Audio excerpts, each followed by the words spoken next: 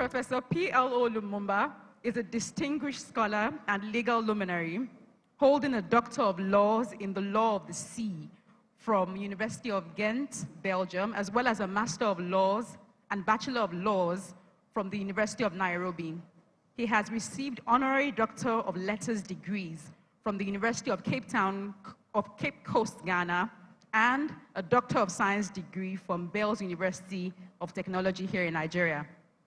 With a rich background in human rights, humanitarian law, and international humanitarian law, Professor Lumumba has served as an advocate in the High Courts of Kenya and Tanganyika and is a certified mediator. His influence extends beyond the legal realm. Welcome, Professor Lumumba.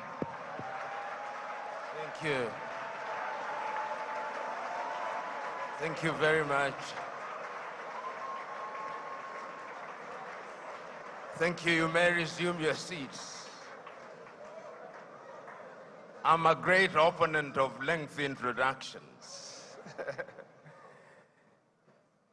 Let me start by thanking the pastor and his wife, and also appreciating those who have spoken before me and those who are present to listen to our presentations.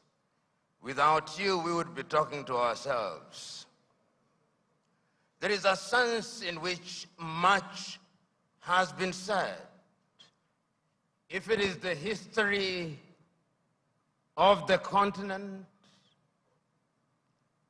slavery that has been mentioned, if it is colonization that has been spoken to, if it is neo-colonization that has been spoken to, if it is in describing the continent of Africa as having been divided so very arbitrarily in Berlin in 1884 and 1885, that has been spoken to. And we have been told so very correctly how that continues to bedevil the continent of Africa and to undermine our attempts at unity. Those of you who are students of history will remember that in 1963 in Addis Ababa, Ethiopia, and in 1964 in Cairo, Egypt, the debate was, should we redraw the boundaries? It was agreed by the founding fathers then that that would be an exercise in fueling conflict, and that if we were moving towards unity, then redrawing boundaries was unnecessary. The OAU was, of course, founded in 1963, a weak organization which, as it were, introduced the concept of inviolability of boundaries and placed emphasis on sovereignty. We have been told that that could very well be the reason why Africa's growth has been stunted.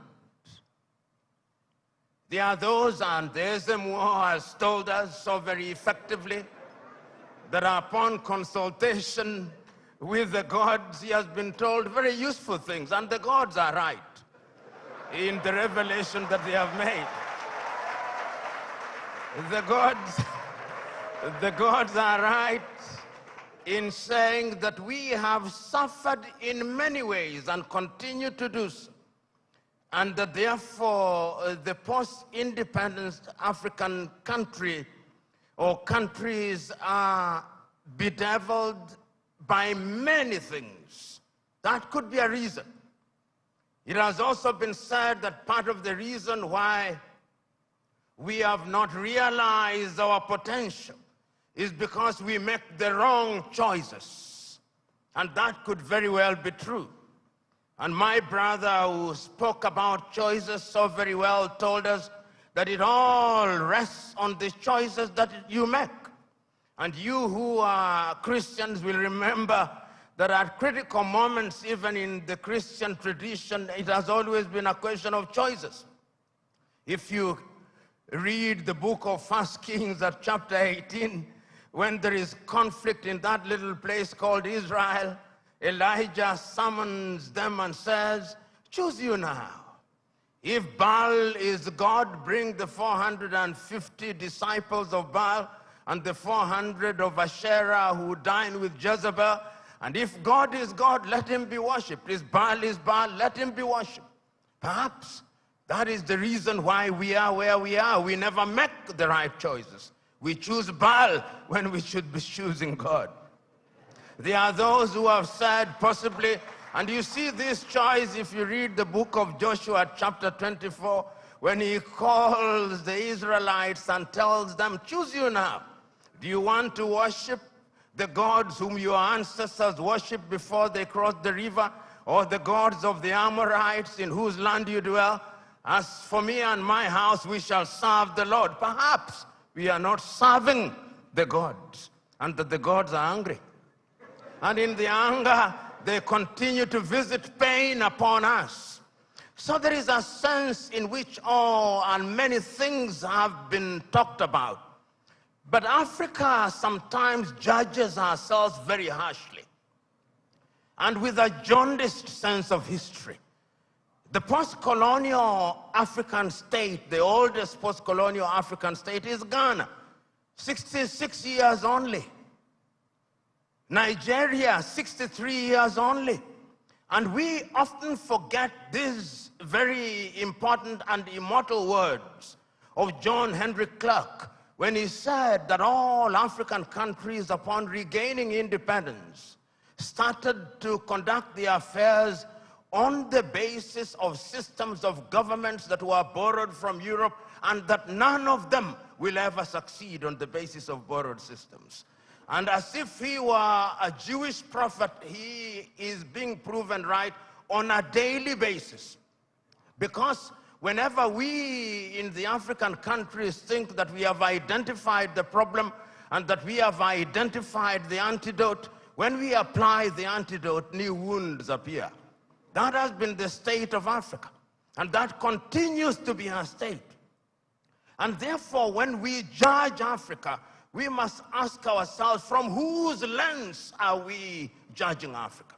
When in 1965, the Osagyefo Kwame Nkrumah wrote the book, Neo-Colonialism, the Last Stage of Imperialism, and the Most Dangerous, he was right, and he was overthrown for it, because the colonizer left but never left. And if you have any doubt, see what is happening in Niger, in Guinea, in Burkina Faso, in Mali. They are alive and well. And Africa remains the only continent in the world that is still referred to as Francophone, Anglophone, Lusophone, and now we are beginning to even call it Russophone and Sinophone and Indophone.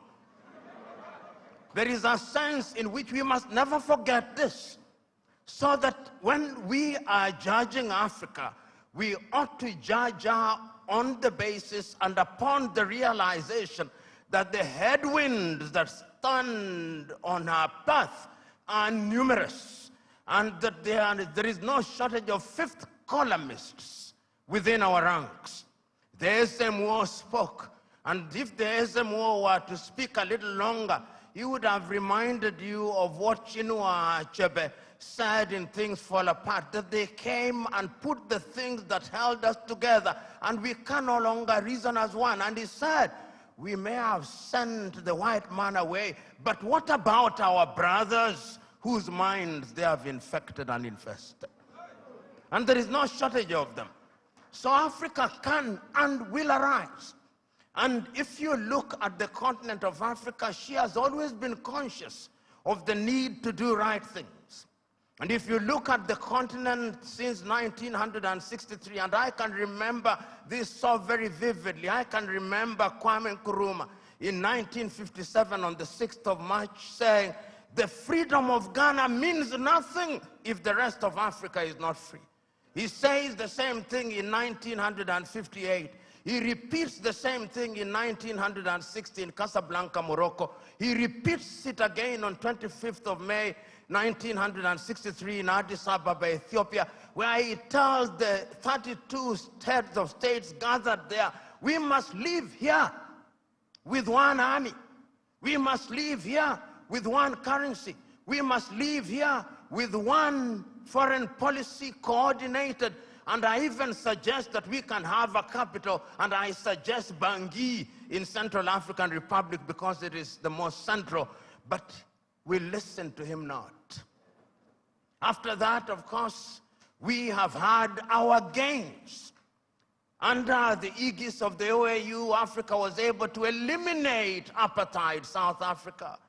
Under the aegis of the OAU, Africa was able to chase away the Portuguese in Cabo Verde, in Angola, in Mozambique, in Guinea-Bissau. Under the aegis of the OAU, Africa was able to chase away the apartheid regime in what is now Namibia and the Ian Smith regime in what is now Zimbabwe. Let us not judge ourselves too harshly. We have made our mistakes, but sometimes it is proper, as my sister said, that we see half full glass rather than half empty. We must not debilitate ourselves by constantly bashing ourselves and looking at Africa from jaundiced eyes from Europe and America. And I'm suggesting to you, we have and will continue to make our mistakes. Look at Africa and the decision that she has made for herself over the years. As early as 1980, Africans sitting here in Lagos, Nigeria, came up with the Lagos Plan of Action. And the Lagos Plan of Action told Africa, in order for Africa to realize our potential, we must trade amongst ourselves. But the neo-colonizer was not resting. A little earlier, 5 years earlier, the neo-colonizers had sat down in Lomé, in Togo, not too far from here, and came up with an agreement of African and European and Pacific countries. And when that did not work, they sat again in Cotonou, here in Benin, and came up with the Cotonou Agreement. They are never resting. We must never forget that. The neo-colonialists are alive and well, and is always trying to frustrate what we do because Africa is their hunting ground. And we did not stop there. When we are doing things, you tell me what Africa has not tried to do. In terms of the airspace, we agreed in Yamoussoukro, in La Côte d'Ivoire, that we will open our airspaces in 1988. We sat in Abuja, here in Nigeria, in 2001 and said we were going to spend not less than 15% of our budget in the health sector. We sat in Malabo, Equatorial Guinea in 2014 and said we were going to focus on agriculture. We sat down in Maputo in 2013 and said we were going to ensure that our women were mainstreamed in the activities of Africa. We sat down in Abuja in 2013, in 2014 and said we were going to have free movement of people, and once again sat down in Kigali, Rwanda 2018 and said we were going to eliminate visas. We sat down in Abuja and said that we were going to silence the guns in 2013. We did not. And we sat down in 2020 and said we were going to silence them. And now the guns are alive and well. And who are supplying us with the weapons? It is not us. It is others. Should we blame them? Yes, we should. Should we blame ourselves? Yes, we should. So Africa has always been a battleground. And the rhetoric that we see and the manner in which we ourselves are educated. My sister talked about education. But really, what are we teaching ourselves? It is fella Nicola Pokuti said, "Teacher, don't teach me nonsense."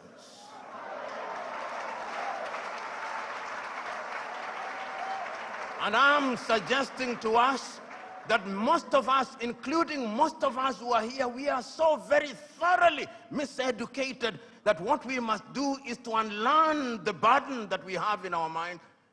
Those of us who are lawyers, when do we feel happiest?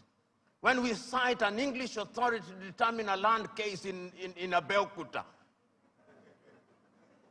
When we talk about the reasonable man, we don't talk about the reasonable man in Akeke, in Apapa. We talk about the reasonable man being the man in the Clapham omnibus in London, England. That is how miseducated we are. And until we are re-educated, we who are present here are part of the danger to Africa.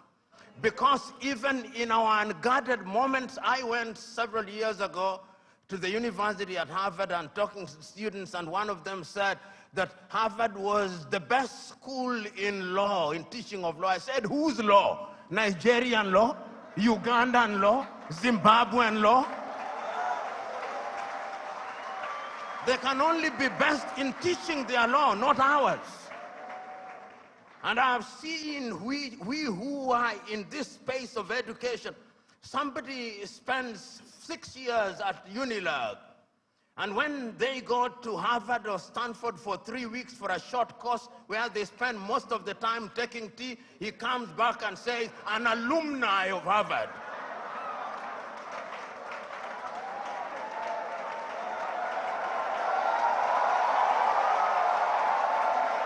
So the time is now. The time is now to begin re-educating ourselves.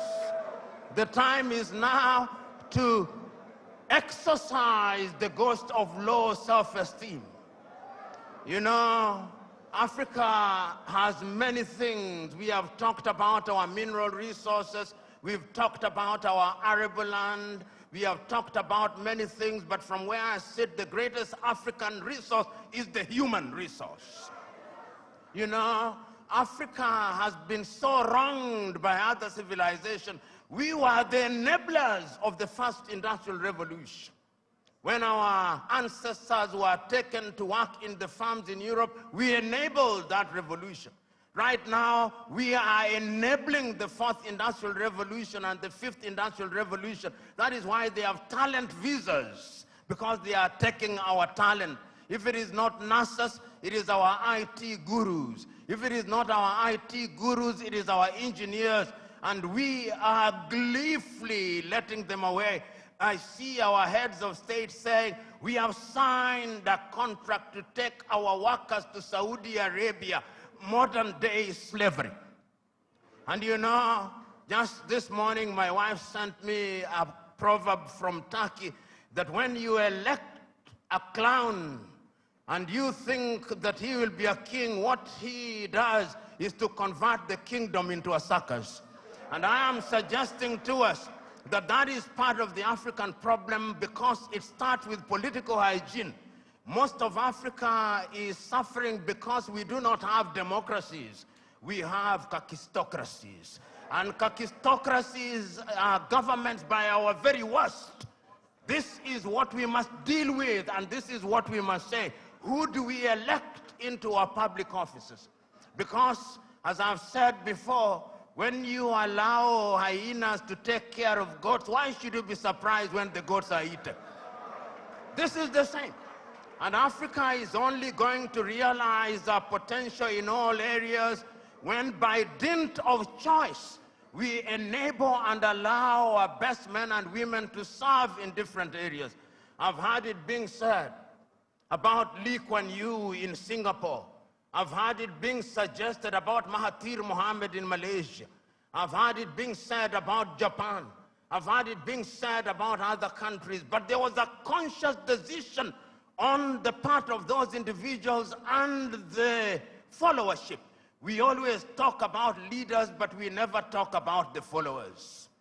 The followers must also style up. Africans on average are for some reason attracted to thieves. Africans are for some reason attracted to men and women who cannot serve her. And when they are not served, then they complain. When Africans are told, choose you now whom we shall release, Jesus of Nazareth or Barabbas, they say, release Barabbas. And when Barabbas behaves like Barabbas, they say, why are you not behaving like Christ? It cannot be done. And this is what we must do. And I am submitting to us that it can be done and it should be done. I know a number of African countries, and I travel this continent sufficiently to know that there are African countries that are doing well. They are trying. There is no nation without trials and tribulation. We are fond of talking about the United States of America as an exemplar of that which is good and bad. When they said in 1776 that they held certain truths to be self-evident, that all men were born equal, that they were endowed by their Creator with certain unalienable rights, that among those who are life, liberty, and the pursuit of happiness, were blacks included? No, they were not. Did they not fight a civil war? Yes, they did. Are they not frustrating people until 1963? Did George Floyd, was he not killed only recently? There is not a single nation without trials and tribulation. And we must therefore remind ourselves that we have the wherewithal to catapult Africa into a different orbit. And Nyerere of Tanzania once said, we must also define what development means. And he said, development does not mean necessarily the building of skyscrapers. There is nothing wrong with that. But let the Americans go to the moon, we are going to provide water to our villages. We must define what development means. And once we define what development means, and we define ourselves, then Africa shall realize our potential. In 1996, Thabo Mbeki talked about an African. Who is an African? Who are you? Define yourself first. The Chinese define themselves.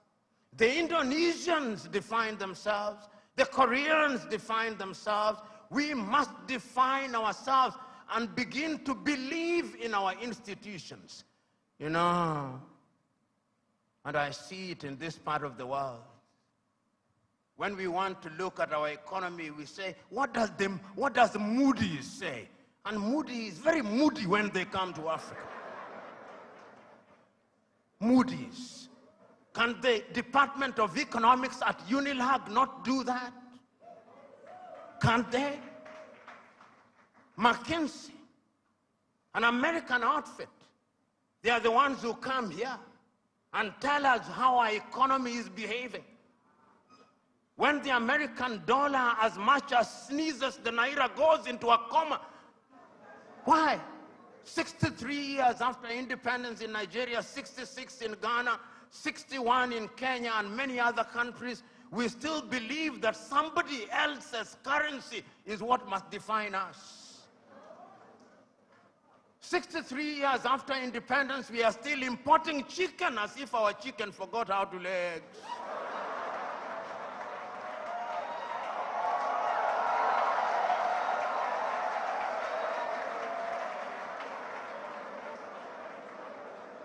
The time is now for Africa to ask fundamental questions.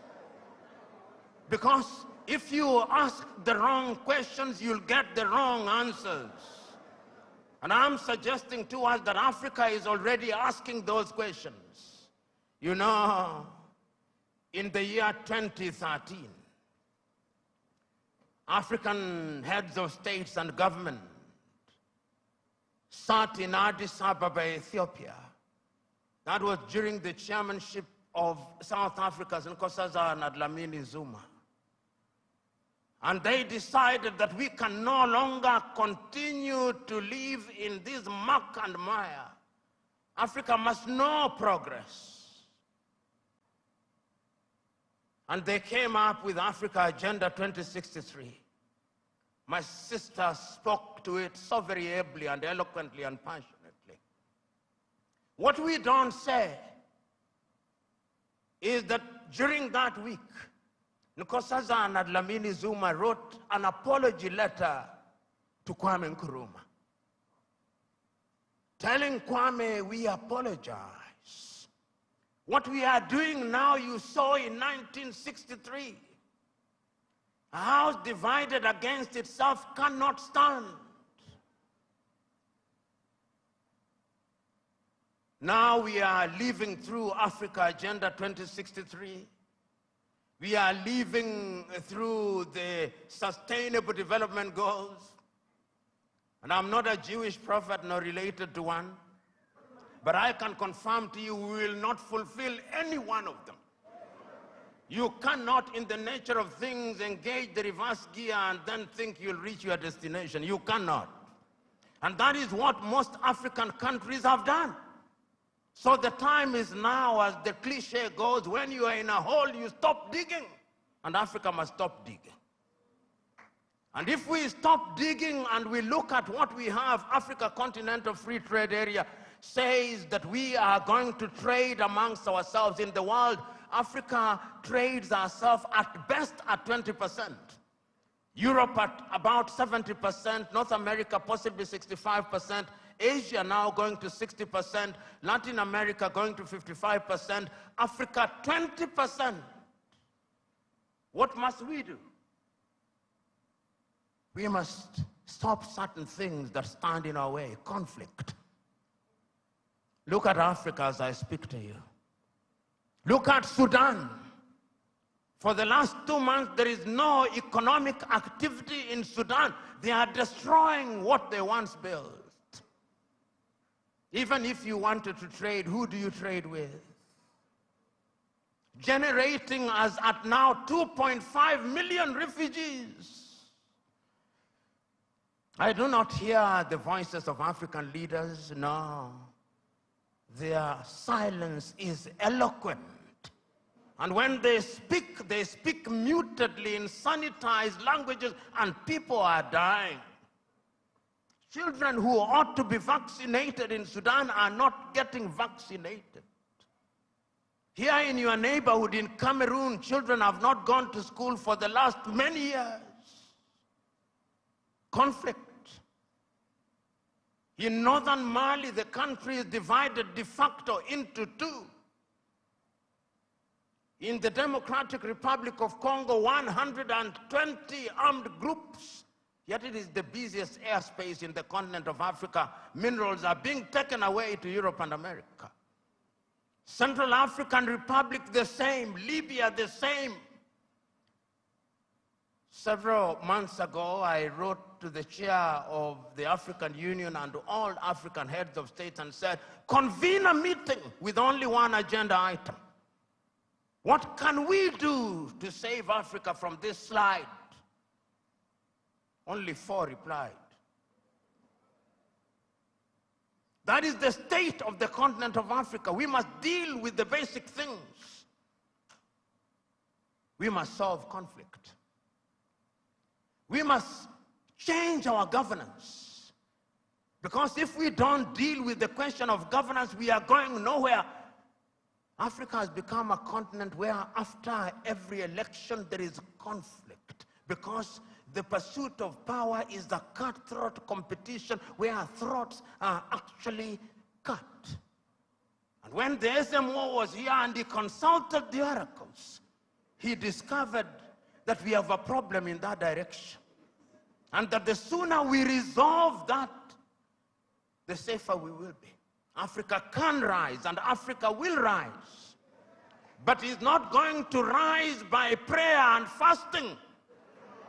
We must pray and fast, but it will not happen. Because the last time I checked, even those of you who are believers, when Abraham was taken from Ur of the Chaldeans and given Canaan, it was not on a silver platter. He had to fight the Canaanites. He had to fight the Philistines. That is the nature of divine instruction. Go ye and subdue the world by the sweat of thy brow.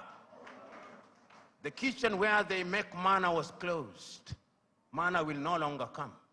Because you must now make your manna. And it is our duty, therefore, as Africans to begin to rethink the younger generation. You know, there is a saying in Chichewa in Malawi, that more precious than our children are our children's children. So when we are doing these things, we must remind ourselves that we are doing for this generation and generations yet to be born.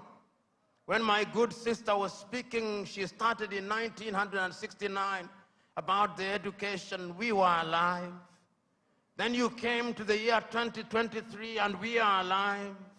But when you came to the year 2077, knowing as we do that we are not immortal, we shall be assumed into heaven. Some of you who will be alive, you'll be old and possibly stupid and not very useful to anybody. This is why we say it is intergenerational. So, brethren, what we must now do is to ask ourselves, then what do we do? Beyond the rhetoric, what do we do?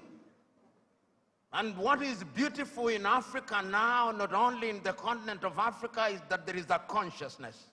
You know, I'm in a church setting, and sometimes it is good to remind you, for those of you who believe and believe rightly, even in the Bible, sometimes those who are saying the right things think that they are the only ones, thinking in silo. You remember Elijah going and saying, but Lord, I'm the only one who has not bowed to Baal. He was told, no, there are 7,000 others. And as I travel across Africa, there are 7,000 others. Today I've seen many of them. Today I've had the honor and privilege of listening to many of them. One enlightened more than the other. One more passionate than the other, talking about what we can do. And talking about the place of Nigeria in that space. Times without number have talked about Nigeria and reminded Nigerians that the day you become great, that is the day Africa becomes great.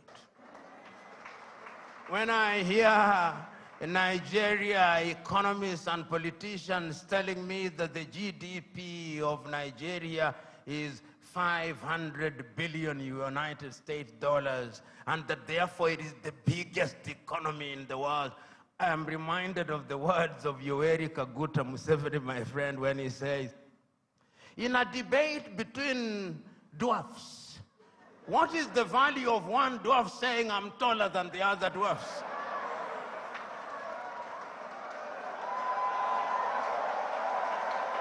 You are still a dwarf. This Nigeria is capable in 5 years of becoming a 3 trillion GDP economy. The fundamentals are there. Talk of human resource. And I think it is my sister, you go to anywhere in the world, tell me, engineering, artificial intelligence, space, Nigerians. The saying goes, if you go to any part of the world and you do not find a Nigerian, run away from there. Because there is nothing to be done there. It is these Nigerians who will move the country. I keep on reminding my Nigerian friends, you say you are 220 million. No, you are not. I suspect you are 300 million. And if my suspicion is correct, you owe this region and this continent the talent.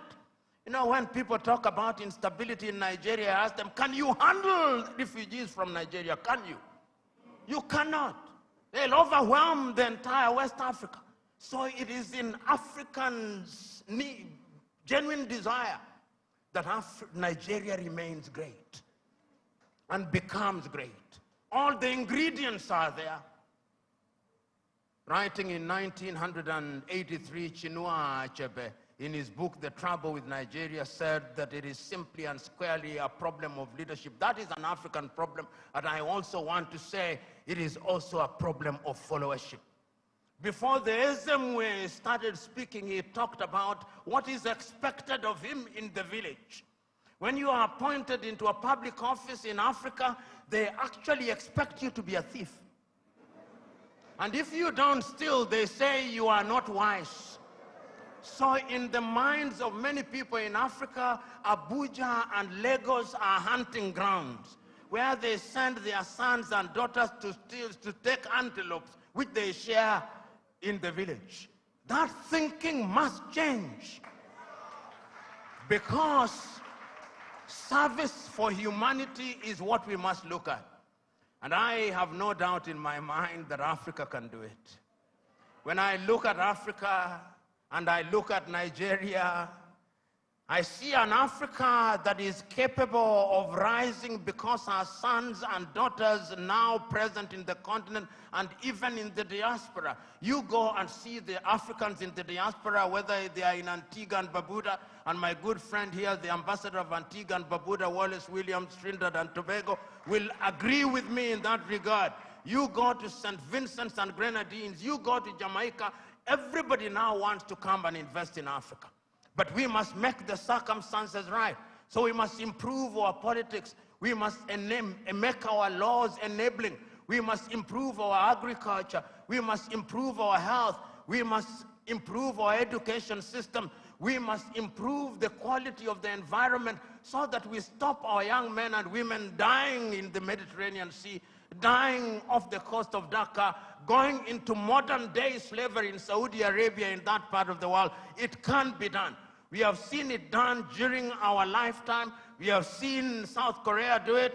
We have seen China do it. We are seeing India do it. We can see Indonesia doing it. We have seen Vietnam after the war doing it. And within the continent of Africa, there are other examples. We have seen Rwanda rise like a phoenix during our lifetime. We have seen Botswana do it. We have seen Cabo Verde do it. We have seen Mauritius doing it. It can be done. And if we agree that it can be done, what we must now do is to take a solemn vow. And that solemn vow must come from these words spoken by Julius Kambarage Nyerere on the 6th day of March 1997 in Accra, Ghana, when he was called upon to be the guest on the 40th anniversary of Ghana's independence. This is what he said, and I say this, then I shut up and sit down. Mwalimu said, when Kwame Nkrumah told us in 1963 that we ought to unite, we agreed with him. And we did not for one moment believe that unity in and of itself will solve our problems. What we believe that unity will make our voices as Africans to be respected, because the rest of the world is not bothered about our Ghanaianness or our Tanzanianness. He did not say this, but I'm adding, but our Nigerianness or Ugandanness. The rest of the world only knows about Africa. The time is now. Our generation fought the colonialists and brought what we thought was independence, but they gave us the crown without the jewels. But of all the sins that we have committed, there is a single sin that we must never commit: the sin of giving up, the sin of despair. And each one of us must remember that we have a role to play. We have a role to play because if the ocean is to exist, the droplets must be good. If the forest is to exist, the trees must be good. Play your part and let the results be the testimony of your efforts. God bless you.